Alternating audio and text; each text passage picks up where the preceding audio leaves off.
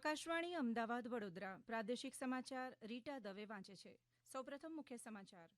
Gujarat global summit 2024ના પૂર્વાર્ધ રૂપે આજે 7,12,250 કરોડ રૂપિયાના સૂચિત રોકાણો માટેના વિક્રમી 58 સમજૂતી કરારો પર હસ્તાક્ષર થયા.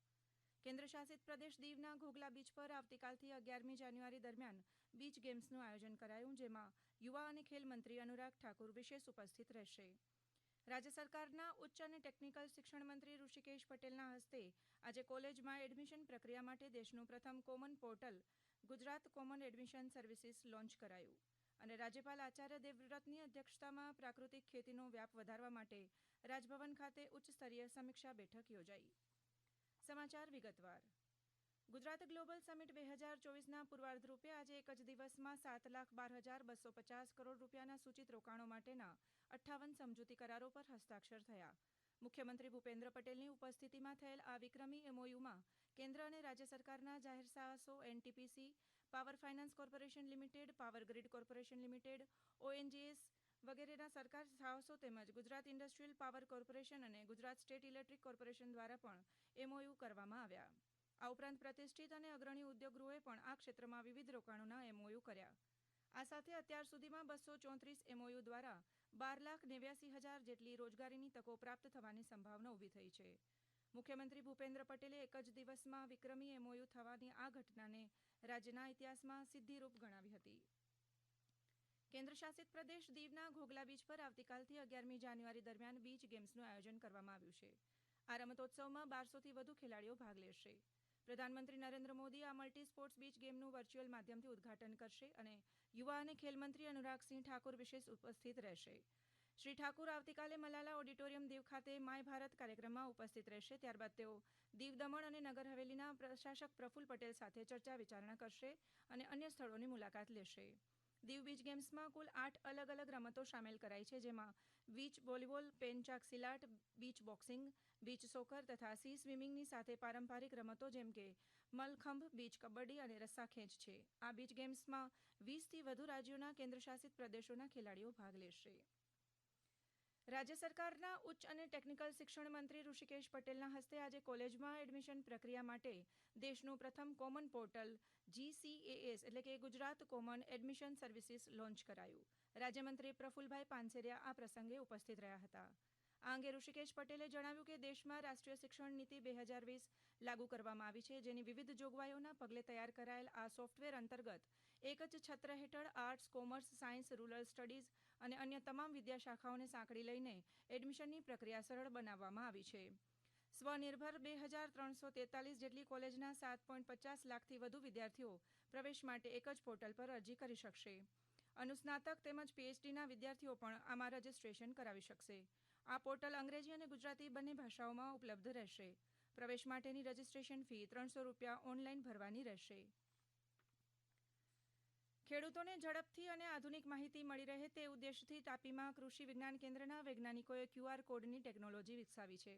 આ ટેકનોલોજીના માધ્યમથી ખેડૂતો ખેતી, પશુપાલનને લગતી નવી પદ્ધતિઓ, રોગ જીવાત જેવા પ્રશ્નોનું ઘેર બેઠા નિવારણ મેળવી રહ્યા છે.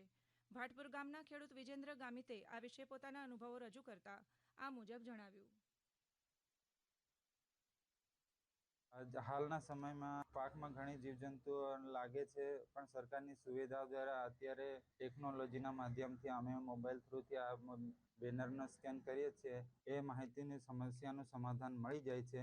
એટલે અત્યારે અમે વ્યારા કૃષિ કેન્દ્ર પર જવું પડતું નથી અને અમારે પેટ્રોલની બચત થાય છે. અને કોઈ બી પાક હોય તો અમે આ બેનરમાં સ્કેન કરીએ છીએ, માહિતી ફટ દઈને આવી જાય છે અને અમારી કોઈ બી સમસ્યાનું સમાધાન થઈ જાય છે. આ સમાચાર આપ આકાશવાણીના અમદાવાદ વડોદરા કેન્દ્ર પરથી સાંભળી રહ્યા છો. વધુ સમાચાર આપ અમારી વેબસાઇટ newsonair.gov.in/ગુજરાતી પર વાંચી શકશો. વાયબ્રન્ટ ગુજરાત ગ્લોબલ સમિટ 2024 અંતર્ગત 12 જાન્યુઆરીના રોજ ગાંધીનગરના મહાત્મા મંદિર ખાતે ગંદા પાણીના નિકાલ તેમજ કચરાથી ઉર્જા અંગેના પરિસંવાદનું આયોજન થશે. શહેરી વિકાસ અને શહેરી આવાસ વિભાગના અગ્ર સચિવ અશ્વિની કુમારે પત્રકારો સાથે વાત કરતા જણાવ્યું કે આ સેમિનાર ગંદા પાણીના પુનઃ ઉપયોગ અંગે વૈશ્વિક વિચારોનું આદાન પ્રદાન કરવા, વ્યવહારુ ઉપાયો પ્રદર્શિત કરવા અને હરિત ભવિષ્ય માટે સહયોગ વધારવા એક મહત્વપૂર્ણ મંચ સાબિત થશે. તેમણે ઉમેર્યું કે વર્લ્ડ બેંક ઇન્ડિયાના કન્ટ્રી ડાયરેક્ટર ઓગસ્તે તાનો કૌમે અને નીતિ આયોગના ડેપ્યુટી ડાયરેક્ટર જનરલ સુશ્રી સોનિયા પંત સહિત અન્ય પ્રતિષ્ઠિત વક્તાઓ આ કાર્યક્રમમાં તેમના મંતવ્યો રજૂઆત કરશે. લોકસભાની આગામી સામાન્ય ચૂંટણીની પૂર્વ તૈયારીઓના ભાગરૂપે ગાંધીનગર ખાતે અધિક અને નાયબ જિલ્લા કલેક્ટર ચૂંટણી અધિકારીઓના રાજ્યકક્ષાનો વર્કશોપ યોજાયો. મુખ્ય નિર્વાચન અધિકારી શ્રીમતી પી ભારતીના અધ્યક્ષસ્થાને યોજાયેલ આ કાર્યશાળામાં ઉમેદવારી પત્રોની ચકાસણીને ધ્યાનમાં લેવાની બાબતો અને પોસ્ટલ બેલેટને લગતી બાબતો અંગે ભારતના ચૂંટણી પંચ દ્વારા આપવામાં આવેલી અદ્યતન સૂચનાઓ અંગે તાલીમ આપવામાં આવી હતી. મુક્ત, ન્યાયી અને પારદર્શી ચૂંટણીઓ માટે સંકલ્પબદ્ધ ભારતના ચૂંટણી પંચ દ્વારા લોકસભાની આગામી ચૂંટણીઓના સરળ અને સુગમ સંચાલન માટે આ કાર્યશાળાનું આયોજન કરવામાં આવ્યું હતું.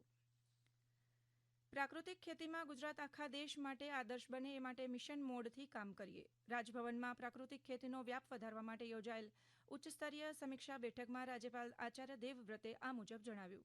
તેમણે ઉમેર્યું કે પર્યાવરણના જતન તેમજ લોકોના સારા સ્વાસ્થ્ય માટે પ્રાકૃતિક ખેતી પદ્ધતિ અનિવાર્ય છે.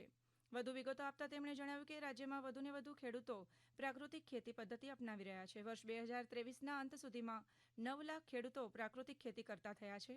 7,53,000 એકર જમીનમાં પ્રાકૃતિક ખેતી થઈ રહી છે. છેલ્લા 8 મહિનામાં 23 લાખથી વધુ ખેડૂતોને પ્રાકૃતિક ખેતીની તાલીમ આપવામાં આવી છે. પ્રધાનમંત્રી નરેન્દ્ર મોદીના નેતૃત્વ હેઠળ શરૂ થયેલ વિકસિત ભારત સંકલ્પ યાત્રા સરકારની જનકલ્યાણકારી યોજનાઓ ઘર ઘર સુધી પહોંચાડવામાં જિલ્લામાં પરિભ્રમણ કરી રહી છે. વંચિત લાભાર્થીઓને આવરી લઈ 100% લક્ષ્યાંક હાંસલ કરવાના નિર્ધાર સાથે આ યાત્રા ગામડાઓમાં પરિભ્રમણ કરી રહી છે. ત્યારે આજરોજ ખેડા જિલ્લાના વસો તાલુકાના બામરોલી ગામે વિકસિત ભારત સંકલ્પ યાત્રા કાર્યક્રમ યોજાયો, જેમાં રથચાલક સરદારસિંહ જોડે મુખ્યમંત્રીશ્રીએ સીધો સંવાદ સાધ્યો હતો. કચ્છના રાપર તાલુકાના સૈગામ ખાતે તેમજ નખત્રાણા તાલુકાના જડોદર ખાતે યોજાયેલ આ કાર્યક્રમ અંતર્ગત સરકારની જનકલ્યાણકારી યોજનાઓ વિશે ગ્રામજનોને જાણકારી આપવામાં આવી હતી. વલસાડ તાલુકાના રાબડા ગામમાં વિકસિત ભારત સંકલ્પ યાત્રાનો રથ આવી પહોંચતા ગ્રામજનોએ ભવ્ય સ્વાગત કર્યું હતું, જેમાં 276થી વધુ લોકોએ ભાગ લીધો હતો. કાર્યક્રમમાં વિવિધ યોજનાઓના લાભાર્થીઓને લાભો અને સહાય અર્પણ કરવામાં આવ્યા હતા. મહેસાણાના ખેરાલુના ડાવોલ ગામે તેમજ કોડીનારના આલીદર ગામે વિકસિત ભારત સંકલ્પ યાત્રા અંતર્ગત લાભાર્થીઓને વિવિધ સહકારી યોજનાઓના લાભો આપવામાં આવ્યા હતા. મોરબીના રવાપર ગામે વિવિધ સમાજના કલામાં નિપુણ કારીગરોને આજીવિકા માટે સક્ષમ બનાવવા કેન્દ્ર સરકારની પ્રધાનમંત્રી વિશ્વકર્મા કૌશલ્ય સન્માન યોજના માટે મેગા કેમ્પનું આયોજન કરાયું હતું. આ કેમ્પમાં ભાગ લેનાર મહિલા લાભાર્થીએ પોતાનો અનુભવ આ મુજબ જણાવ્યો. રવાપર ગામમાં રહું છું. અહીંયા ઉમા હોલ રવાપર ગામમાં વિશ્વકર્મા યોજના હેઠળ ફોર્મ ભરે છે, જેના બદલ અમે બધા ભેગા થયા છીએ. સિલાઈ મશીન માટે 15,000ની સહાય મળે છે. અમે તે બદલ પ્રધાનમંત્રીનો ખૂબ ખૂબ આભાર. આજરોજ આકાશવાણી રાજકોટ કેન્દ્રનો 70મો સ્થાપના દિવસ છે અને તેના ભાગરૂપે વિવિધતાસભર અનેક કાર્યક્રમો રાજકોટ આકાશવાણી કેન્દ્ર ઉત્સાહભેર ઉજવવા જઈ રહ્યું છે. રાજકોટ ખાતે 1 કિલોવોટના ટ્રાન્સમીટર વડે પ્રસારણ શરૂ થયું હતું. રાજકોટ સ્ટેશનથી સૌપ્રથમ પ્રસારિત થનાર કાર્યક્રમ ગામનો ચોરો હતો. ત્યારબાદ સરહદી વિસ્તારને ધ્યાનમાં લઈને 13 જુલાઈએ 1987માં 300 કિલોવોટ અને મીડિયમ વેવ પ્રસારણની સવલતો પ્રાપ્ત કરાવાઈ, જેના દ્વારા ખેતી વિષયક, શૈક્ષણિક અને મનોરંજક પ્રોગ્રામનું પ્રસારણ કરવામાં આવે છે. હાલ રાજકોટથી મુખ્ય ભાષા ગુજરાતી ઉપરાંત હિન્દી, સંસ્કૃત અને અંગ્રેજીમાં પણ પ્રસારણ કરવામાં આવે છે અને રાજકોટ આકાશવાણીનું પ્રસારણ હાલ અત્યાધુનિક DRM ટ્રાન્સમીટર પરથી પણ થઈ રહ્યું છે. અંતમાં મુખ્ય સમાચાર ફરી એકવાર. ગુજરાત ગ્લોબલ સમિટ 2024ના પૂર્વાર્ધ રૂપે આજે 7,12,250 કરોડ રૂપિયાના સૂચિત રોકાણો માટે વિક્રમી 58 સમજૂતી કરાર પર હસ્તાક્ષર થયા. કેન્દ્ર શાસિત પ્રદેશ દીવના ઘોઘલા બીચ પર આવતીકાલથી બીચ ગેમ્સનું આયોજન. રાજ્ય સરકારના ઉચ્ચ અને ટેકનિકલ શિક્ષણ મંત્રી ઋષિકેશ પટેલના હસ્તે Gujarat common admission services launch કરાયું અને રાજ્યપાલ આચાર્ય દેવવ્રતની અધ્યક્ષતામાં પ્રાકૃતિક ખેતીનો વ્યાપ વધારવા રાજભવન ખાતે ઉચ્ચ સ્તરીય સમીક્ષા બેઠક યોજાઈ. આ સાથે જ આકાશવાણીના અમદાવાદ વડોદરા કેન્દ્ર પરથી પ્રાદેશિક સમાચાર પૂરા થયા.